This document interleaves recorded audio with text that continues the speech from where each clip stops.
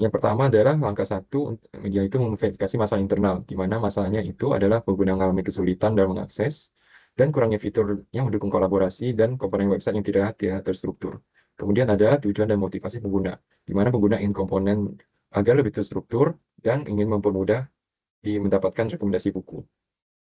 Kemudian adalah kendala bagi pengguna, yaitu kendala dalam menavigasi website, kendala dalam meminjam buku konteks meminjam buku fisik secara online, dan konteks dalam mencari buku referensi. Kemudian adalah situasi lingkungan dan pengguna, di mana faktor lingkungannya adalah ketersediaan akses internet dan fasilitas teknologi, dan faktor internal pengguna sebagai dengan pemahaman teknologinya.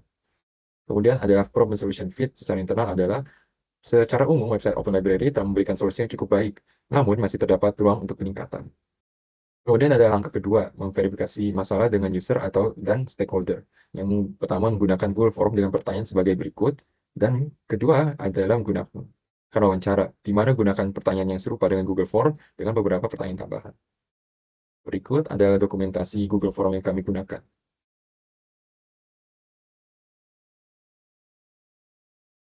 Kemudian ini juga ada dokumentasi untuk wawancara. Kemudian selanjutnya adalah analisis dan evaluasi, di mana permasalahannya adalah tampilan UI yang sangat tidak nyaman, dan menggunakan Open Library sebagai kebutuhan tugas akhir, dan keinginan untuk sharing referensi buku. Kemudian user goals dan motivation, di mana menginginkan fitur sharing referensi, dapat mencari buku di database website, kemudian ingin dapat mendonasikan buku, dan keinginan untuk membooking ruangan di Open Library. Kemudian ada user pain, di mana user merasa kebingungan dengan beberapa informasi, dan kecemasan terkait ketepatan referensi, dan merasa tidak nyaman ketika mencari jurnal menggunakan filter teks. Kemudian adalah konteks penggunaan, di mana mahasiswa dengan background jarang membaca buku mencoba membuka situs perpustakaan online. Kemudian penggunaan website ini terjadi di berbagai lokasi dan waktu. Kemudian ada faktor internal seperti keterampilan teknologi pengguna. Kemudian ada perbandingan analisis dan evaluasi internal dengan user, di mana dari hasil yang diperoleh dari wawancara yang dialami oleh pengguna dan mahasiswa, pengembang menginginkan fitur baru yang berfokus pada rekomendasi, dan sementara pengguna ingin menginginkan fitur baru dengan penggunaan baru seperti fitur donasi buku. Oleh karena itu, pengembangan website Oplib perlu mempertimbangkan keinginan pengembang dan keinginan user untuk memastikan hasilnya optimal. Dari analisis yang telah dilakukan tadi, kita dapat sebuah user persona dengan sebagai berikut. Selanjutnya ada minggu keempat, yaitu memahami fungsi bisnis dan prinsip desain UI. Pertama ada flowchart dari aplikasi yang akan kita buat, yaitu mencakup 4 aktivitas kurang lebih. Yang pertama ada donasi buku, yang kedua ada searching yang nantinya akan menjadi peminjaman buku, lalu ada reservasi ruangan. Ke bawah, ini untuk requirement tiap-tiap dari aktivitas tersebut, ada searching, ada login, dan segala macam. Dan dari hal tersebut kami membangun aktivitas pengguna, yaitu dengan keterangan sebagai berikut, dari membaca e-book, reservasi ruangan Open Library, donasi buku digital, donasi buku fisik, dan menghubungi customer service. Dari situ kita mendapat suatu mental model dengan keterangan tujuan pengguna, langkah mental, dan harapan pengguna. Dari membaca e-book, reservasi ruangan, pinjam buku fisik, donasi buku fisik, dan menghubungi customer service. Dan itu didapat dari kurang lebih graf mental modelnya ini.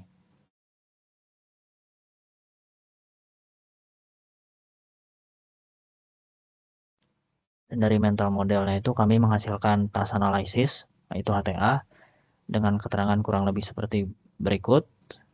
Dari baca buku, reservasi ruangan, donasi buku, menghubungi customer service, pinjam buku yang nantinya ada hubungannya dengan searching e-book, hingga selesai.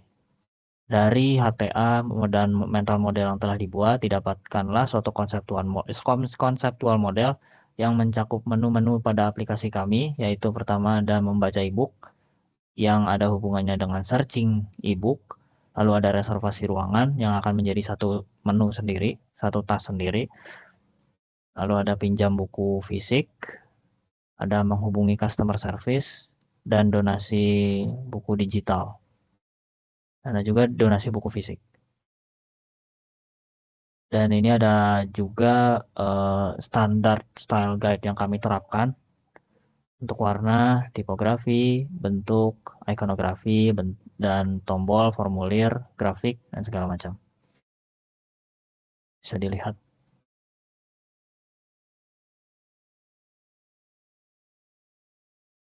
Sekian dari saya. Selanjutnya, pada minggu kelima, kita melaksanakan step 4 dan step 5. Di mana pertama adalah struktur menu, di mana aplikasi Open Library ini menggunakan struktur connected menu, di mana semua menu dapat dipilih secara acak dan user tidak perlu memperhatikan urutan pemilihan menu. Dari masing-masing menu memiliki tujuan yang dijabarkan sebagai berikut. Yang pertama adalah dashboard. Dan tampilan seperti ini adalah hasil pencarian, yang dimana tampilannya seperti ini. Kemudian adalah donasi buku, di mana user dapat melakukan donasi buku dan tampilannya seperti ini.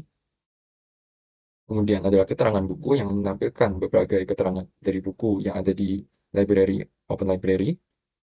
Kemudian adalah customer service yang memiliki tampilan sebagai berikut, dan buku yang dipinjam, di mana menampilkan berbagai buku yang dipinjam oleh user. Selanjutnya adalah skema navigasi, yang di mana semuanya dari dashboard dan bisa mengakses ke semua yang lainnya. Kemudian ada gaya tampilan. Web Impulse yang kami buat menggunakan gaya tampilan cascading windows yang dibuat dan hasil-hasil yang tadi dibuat di Figma dengan ukuran iPhone 11 Pro. Kemudian tipe Windows yang digunakan adalah primary Windows, secondary Windows, dan dialog box.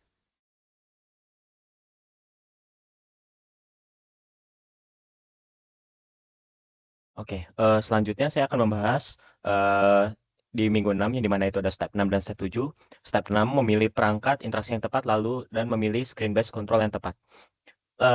Untuk yang pertama, ada perangkat interaksi input dan output. Perangkat interaksi itu suatu mekanisme input atau device yang digunakan user yang mengkomunikasikan keinginan dan kebutuhannya kepada komputer.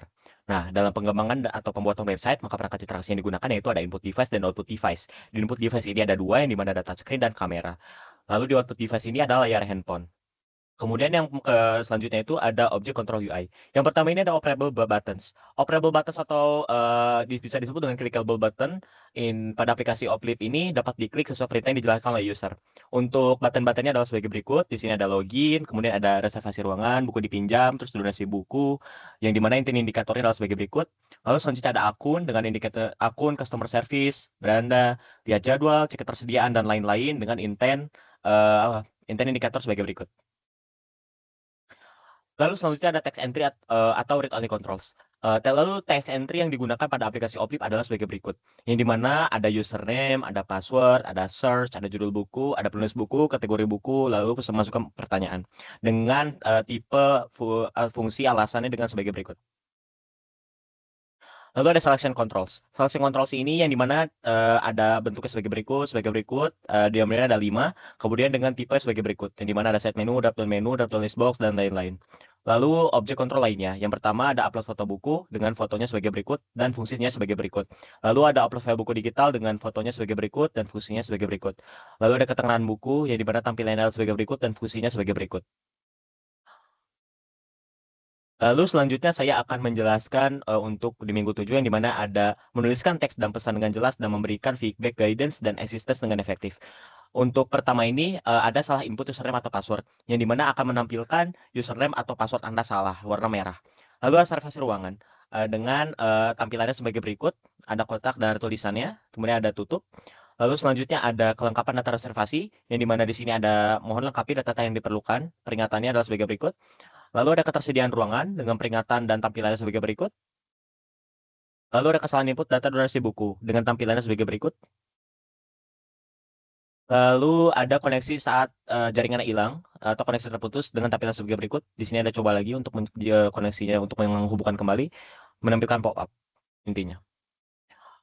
Oke. Mungkin ini desain-desain kami bisa dilihat.